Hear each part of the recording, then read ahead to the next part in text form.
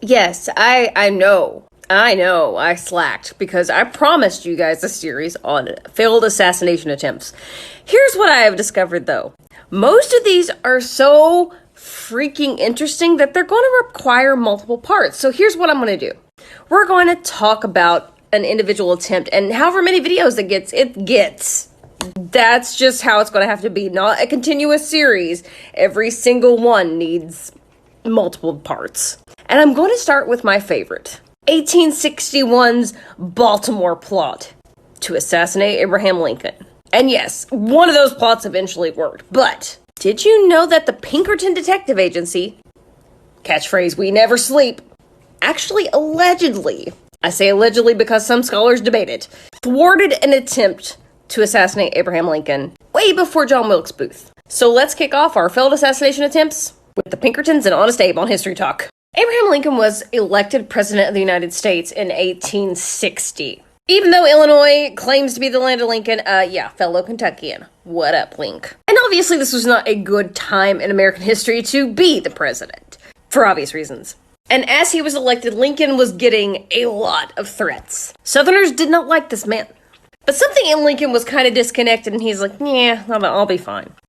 One of his secretaries was starting to get nervous, though, because Lincoln was planning a train trip for his inauguration, with many stops. Railroad executives were getting nervous that they were going to have an attempt on their hands. So they hire the Pinkertons, specifically Alan Pinkerton, they all deserve their own series. They were the people who started the private eye trend. Railroad executive Samuel Morse Felton reached out to Pinkerton for help because he didn't want the president getting slaughtered on his watch. Pinkerton is now on the case.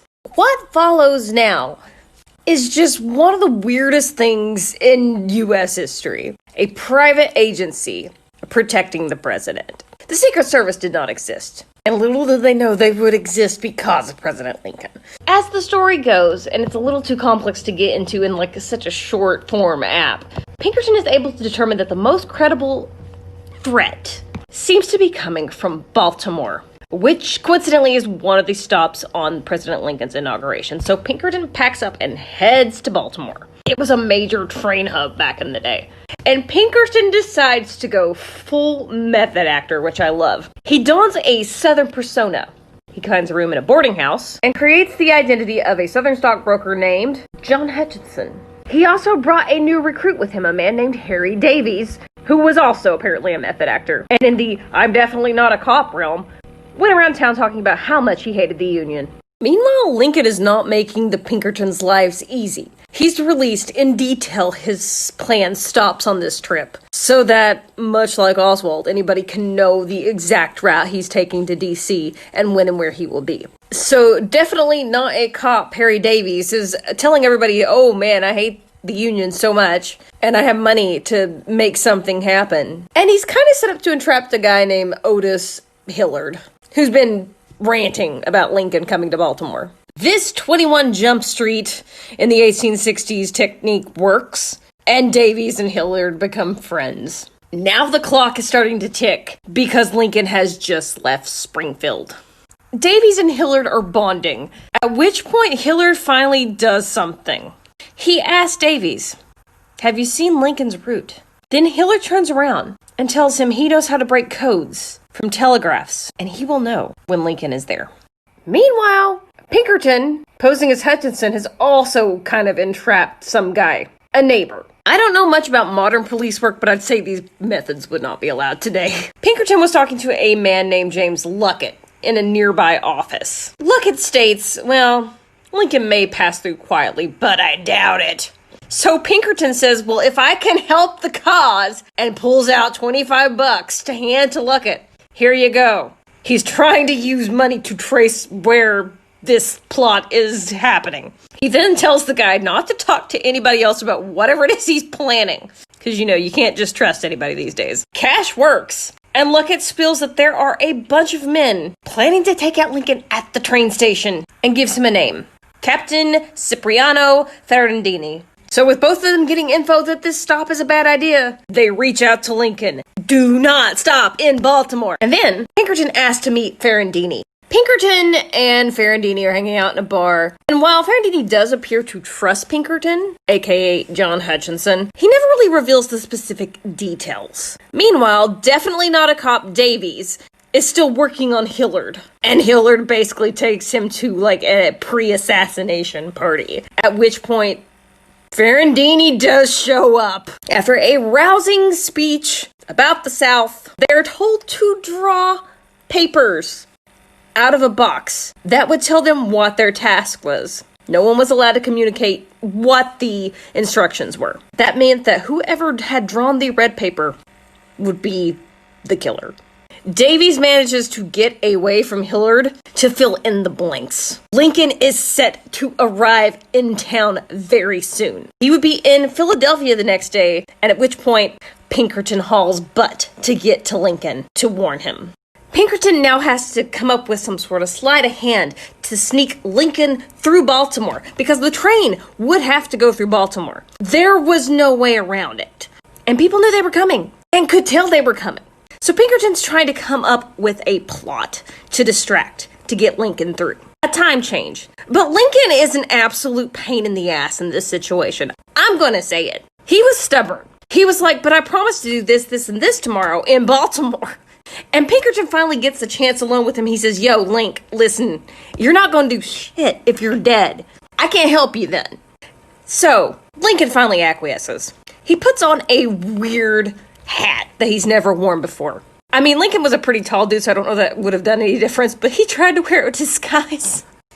That's so funny to me, I don't know why. Lincoln sneaks out of his hotel, drives away, with his disguise on, in front of a crowd. Who doesn't notice him? The first part of the plan is in action. After successfully sneaking Lincoln away, they get him on a train that no one knows he is on. I guess because Lincoln is still wearing his magic disguise. That never gets old. That part of the story never gets old. The 11 p.m. train was not the train that Lincoln was scheduled to be on. As a matter of fact, the conductor did not know Lincoln was on his train. He just knew he had a package, quote unquote, that needed to be delivered by the morning to D.C. Pinkerton had actually been pretty progressive for a guy at this time period and hired a woman detective. Women weren't distracting in terms of you were wondering what they were doing there. So this in disguise Lincoln was with a woman and some other people. No one freaking noticed Abraham Lincoln on the train. Kate Warren was really smart. She told the conductor, "Hi, my invalid brother's in here. Please don't disturb us." The invalid brother was Lincoln. The train made it to D.C. So while Lincoln did make it safe to Washington, there was a point where the train did have to stop in Baltimore because apparently that was the only way to get there from Philadelphia. There was only a small curtain separating Lincoln from other people, but nobody noticed. Nobody had showed up at the train station, and Lincoln was just like, cool, I have a new hat. So they made it to D.C. fine. It's apparently one of those Daniel Boone, animal hats. So yeah, even it gets better. The next day, the would-be South will rise again, led by Ferrandini and Hillard, realized Lincoln was not in Baltimore. And they were like, how the hell did anybody find out? And Davies would definitely be like, I do not know how that happened. This is terribly shocking. I am so surprised that Lincoln did not stop in Baltimore. I don't know why I like pretending that Davies was bad at his job, but it's just humor me. The Pinkertons succeeded, although some historians don't know there was actually a plot.